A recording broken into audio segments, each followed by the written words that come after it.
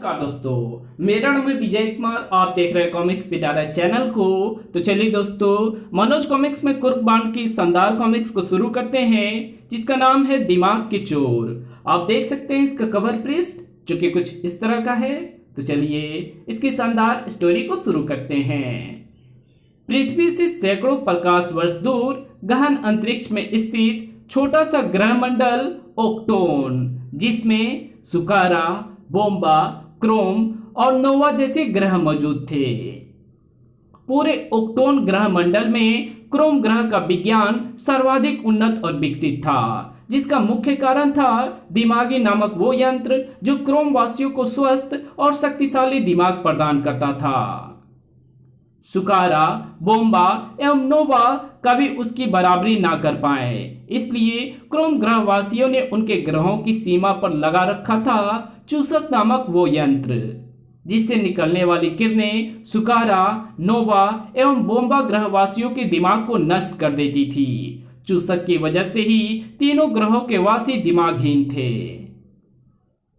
यही वो कारण था जिसकी वजह से क्रोम ग्रह ने अपनी घातक वैज्ञानिक शक्तियों के बल पर पूरे ओक्टोन ग्रह मंडल में अपने आतंक का राज कायम किया हुआ था। अपने आप को क्रोम के आतंक से बचाने के एवज में तीनों ग्रहों से हर माह भेजी जाती थी ईपियों की भारी खेप। ईपिया मतलब रुपया। लेकिन आज नहीं, अब हम ईपियों की और खेप नहीं भेज सकते। आर्थिक रूप से दिन ब दिन कमजोर होते जा रहे हैं हम। हाँ, हमारा भी यही फैसला है। ये था नोवा ग्रह के सम्राट अक्लबंद, सुकारा के सम्राट मंदबुद्धि और बोम्बा के सम्राट दिमाग खाओं की संयुक्त बैठक का फैसला। सोच लीजिए सम्राट, आपका ये इनकार आपको बहुत भारी पड़ सकता है। भारी और हल्के का हमें ज्ञान नहीं, तुम जाओ यहां से। उनके इनकार की सूचना पाकर दहाड़ उठा क्रोम सम्राट खसोटराज। क्या कहा? उन्होंने ईपियां भेजने से इनकार कर दिया है? जी हाँ सम्राट, मैंने उन्हें बहुत समझाना चाहा, परंतु उन्होंने कुछ भी सुनने से इनकार कर दिया। बहुत बुरा किया उन्होंने हमसे टक्कर देने की सोचकर। प्रोफेसर बुद्धिराज, उन्हें बगावत की सजा मिलनी चाहिए, भयानक सजा। ऐसा ही होगा महाराज। कुछ ही देर बाद नोवा ग्रह में प्रवेश कर रहा था क्रोम ग्रह का युद्धक बेड़ा। हे भगवोना, ये तो क्रोम ग्रह के यान हैं, भागो। हे भगवोना का मतलब हे भगवान। भय का मारा हर नागरिक दुबकने के लिए भाग खड़ा हुआ। भागो भागो। कुछ ही पलों में कर्फ्यू सा माहौल नजर आने लगा नोवा की हर गली में। कुछ ऐसा ही नजारा था सुकारा और बोम्बा ग्रह की गलियों का भी। हाल बेहाल था तीनों ग्रह के सम्राटों का। अक्लबंद जी, बाहर निकलिए और क्रोम ग्रह के युद्धक बेड़ों से मुकाबले का इंतजाम कीजिए। उनका मुकाबला कोई नहीं कर सकता दिमाग खाओ जी, इसलिए उनसे बचने के लिए करो तुरंत ईपियां भेजने का प्रबंध। ईपियों की भारी खेप के साथ तीनों ग्रह से वापस रवाना हुए क्रोम ग्रह के यान। ठहाके लगा उठा क्रोम सम्राट खसोटराज। देखा प्रोफेसर बुद्धिराज, किस तरह उन दिमागहीनों को हमारे दिमाग से हार माननी पड़ी है। जी हाँ सम्राट, जब तक हमारे पास दिमाग है, ब्रह्मांड में कोई भी हमारा मुकाबला नहीं कर सकता। ठीक कहा तुमने, जिसके पास दिमाग वही विजेता। दिमाग? खुशी से उछली तो पड़े सम्राट अक्लबंद सामने खड़े गुप्तचर की बात सुनकर। सच कह रहे हो गुप्तचर? हाँ सम्राट जी, क्रोमवासी हमसे ताकतवर इसलिए हैं क्योंकि उनके पास है दिमाग। ये दिमाग क्या बला है मंदबुद्धि जी? इसका जवाब तो प्रोफेसर अक्लधर दे सकते हैं। प्रोफेसर अक्लधर थे वे शख्स जो इन तीनों ग्रहवासियों में अंधों में काने राजा जैसी हैसियत रखते थे। ये देखिए सम्राट, हमारे सिर के बीच में अखरोट की शक्ल का एक अंग होता है, उसी को दिमाग कहते हैं सम्राट। ये सब बात तो ठीक है अक्लधर जी, आप तो हमें ये बताइए कि हमें दिमाग कैसे हासिल हो सकता है। क्रोम ग्रहवासियों के पास दिमागी नामक एक यंत्र है, जिससे निकलने वाली किरणें सिर में दिमाग का निर्माण करती है अगर हम वो यंत्र प्राप्त कर लें तो हम भी दिमागधारी बन सकते हैं। ये भी कोई मुश्किल काम है। हम आज ही अपने जासूसों को वो यंत्र लेने भेज देते हैं। क्षमा करें सम्राट जी, उस यंत्र को प्राप्त करना हंसी खेल नहीं है। उसकी सुरक्षा व्यवस्था इतनी मजबूत है कि उसे प्राप्त करने की कोशिश करना मझघोला यानी कि मौत के समान होगा। मझघोला का नाम सुनते ही पैंट गीली हो गई तीनों सम्राटों की। आगे की बात बाद में होगी, पहले सब लोग अपने अपने कपड़े बदल कर आए। कपड़े बदलने के बाद एक बार फिर शुरू हुआ विचार विमर्श। क्या दिमाग हासिल करने का अन्य कोई विकल्प नहीं है अक्लधर जी? है सम्राट जी, एक ही विकल्प है। वो क्या है, हमें बताइए अक्लधर जी। प्रोफेसर अक्लधर ने बताया विकल्प, जिसे सुनकर 1000 वाट के बल्ब की भांति चमक उठा तीनों सम्राटों का चेहरा। ये विकल्प तो बहुत आसान है। बिल्कुल, हम आज ही अपने अपने ग्रह से एक एक योद्धा को इस कार्य को पूरा करने के लिए भेज देते हैं।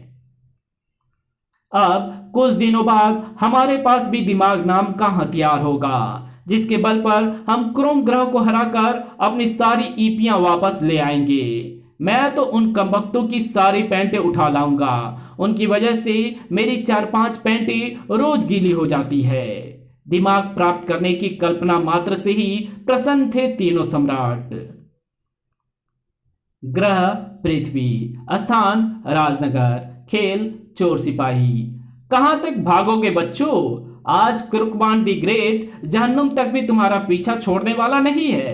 नीची भागती उस कार में सवार थे कुख्यात घंटाल गिरोह के सदस्य, जो एक बैंक लूटकर भाग रहे थे।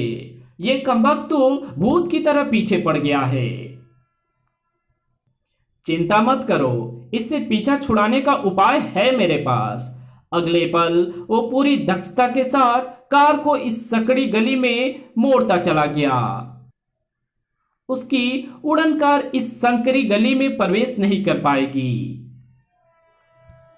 बदमाशों की मनसा भांपकर मुस्कुरा उठा कुर्कबान। वाह प्यारो, करतब तो अच्छा दिखाया है तुमने, लेकिन तुम शायद ये भूल गए कि तुम्हारा मुकाबला कुर्कबान दी ग्रेट से है।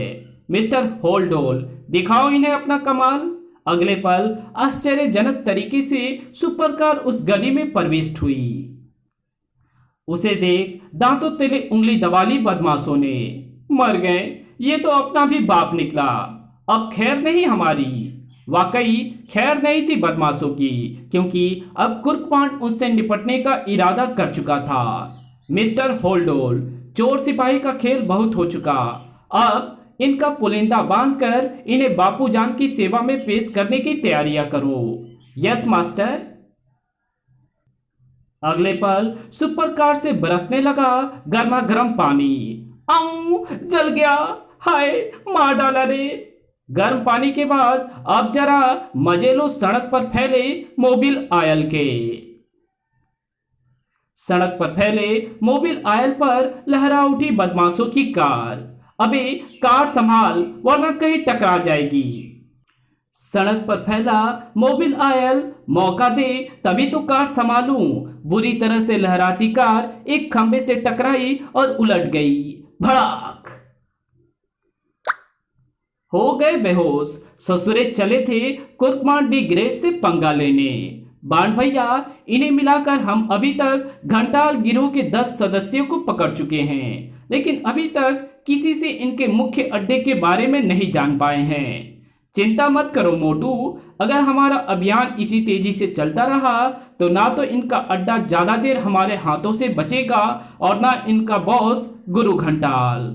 चारों बेहोश बदमाशों को सुपरकार में लादकर पुलिस स्टेशन की ओर रवाना हो गए कुर्कबान और मोटू। अल्लाह के नाम पे दे दे, मौला के नाम पर दे दे, धर्म के नाम पर दे दे, जात के नाम पर दे दे। इधर गटर के नीचे गुरु 5 घंटे हो गए हैं लगातार गला फाड़ते हुए। अब तो बता दो कि आप हमसे ये प्रैक्टिस क्यों करवा रहे हैं। ये था घंटाल गिरोह का सरगना गुरु घंटाल। प्यारे चेले, जिस प्रकार कुर्बान हमारा सफाया करने पर तुला हुआ है, उस हिसाब से वो दिन ज्यादा दूर नहीं जब हमें चोरी डकैती का धंधा छोड़कर भीख मांगने के लिए मजबूर होना पड़ेगा। अगर तुम्हें पहले से ही आदत होगी तो कम से कम तुम सब भीख मांगकर मेरा और अपना पेट तो भर सकोगे। अरे वाह गुरुजी, आइडिया तो बहुत अच्छा है, हम आज से ही इस काम पर लग जाते हैं। आइडिया अच्छा के बच्चे, बावली बातें करना छोड़कर मेरे लिए नोटों का इंतजाम कर। रुआसा हो उठा गुरु घंटाल। देख, 10 दिन से इस पेट में नोटों की एक भी गड्डी नहीं गई है, कितना सिकुड़ गया है बेचारा। मेरा गला तो छोड़ दो गुरुजी, वरना आपके लिए नोटों का इंतजाम करने से पहले ही नरक में पहुंच जाऊंगा मैं। और मेरे भूखे पेट के लिए नोटों की गड्डियां लेकर आ। छपाक। इधर पुलिस स्टेशन में उन चारों ने कुछ बताया बाबू? नहीं बेटे, मार मार कर कमबख्तों का कचूमर निकाल दिया, मगर एक ने भी जुबान नहीं खोली। ना जाने किस मिट्टी के बने हुए हैं कमबख्त। चिंता मत कीजिए बापूजान, अपने प्रयास में लगे रहिए, मैं देखता हूं तब तक क्या हो सकता है।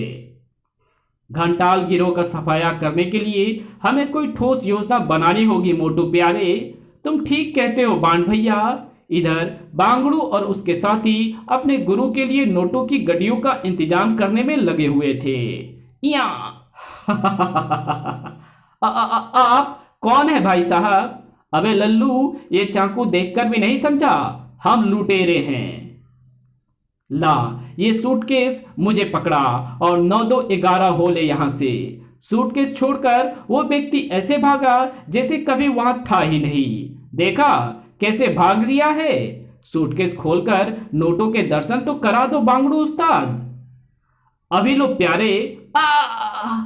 क्रोध से बांगड़ू की खोपड़ी घूम गई। सूटकेस में बिल्ली बंद करके छोड़ने जा रहा था। फाड़ डालूंगा साले को। किसको फाड़ोगे उस्ताद? वो तो कभी का दफा हो चुका है यहां से। तभी, सुनिए भाई साहब, हम दिमाग खरीदने आए हैं। क्या आप बता सकते हैं यहां अच्छी क्वालिटी के दिमाग कहां मिल सकते हैं? लो, अब नौटंकी के जमूरे आ गए भेजा खराब करने। लगता है आज की रात ही खराब है साली। झुंझलाया हुआ बांगड़ू और ज्यादा झुंझला उठा। अबे भाग जाओ सालो, क्या मेरे हाथों अपना खून करवाना चाहते हो? ठीक है जी, चले जाते हैं, आप नाराज मत होइए। उन्हें जाने के लिए पलटता देख एक विचार कौधा बांगड़ू के दिमाग में। अरे रुको रुको, तुम दिमाग खरीदने की बात कर रहे थे ना? ये बताओ तुम उसे खरीदोगे कैसे, और बदले में देने के लिए कुछ है तुम्हारे पास? हाँ जी हैं, ईपियां हैं हमारे पास, बहुत सारी ईपियां। ये देखो। ईपियां देखकर बांगड़ू और उसके साथियों की आंखें पथरा गई। ईपियां? ये तो हीरे लग रहे हैं उस्ताद, असली हीरे, करोड़ों के हीरे। अगले पल सभी के हाथों में नजर आने लगे हथियार। अपने ये ईपियां हमारे हवाले कर दो लमड़ो, वरना पेट की सारी आंतें सड़क पर पड़ी नजर आएंगी। हैरान हो उठे तीनों। अक्ल शत्रु भेजा, ये तो अस्त्र हैं। हाँ खोपड़ी, और इनका मतलब होता है आक्रमण। टूट पड़े तीनों बांगड़ू और उसके साथियों पर। हमसे ईपियां प्राप्त करना इतना आसान नहीं है। धड़ाक, क्योंकि हम इन ईपियों से यहां दिमाग खरीदने आए हैं। भड़ाक। अपने बचाव में बांगड़ू ने जवाबी हमला किया, लेकिन अंजाम हैरत अंगेज था। एक ही होया। आंखों में हैरानी के भाव लिए बेहोशी के सागर में डूबता चला गया बांगड़ू। धड़ाक। ये तीनों तो सो गए खोपड़ी। अब हमें कौन बताएगा कि यहां दिमाग कहां मिलता है? किसी और मनुष्य को ढूंढना होगा। अपने सवालों का जवाब पाने के लिए किसी अन्य मनुष्य की तलाश में आगे बढ़ गए तीनों। उस्ताद जी, वो लोग जा रहे हैं, अब उठ जाएं। नहीं बे, अभी लेटा रहा, कहीं ससुर की नजर पड़ गई तो फिर मारेंगे। तीनों के नजरों से ओझल होते ही बहुत मारा सालों ने उस्ताद जी। अबे तुझे मार की पड़ी है? मैं तो उनकी ईपियों के बारे में सोच रहा हूं। गुरुजी को फौरन इन नमूनों की खबर लगनी चाहिए। उधर अक्ल शत्रु भेजा और खोपड़ी भेजा खोपड़ी, वो देखो एक और मनुष्य। आओ उसी से पूछते हैं, शायद कुछ बता सके।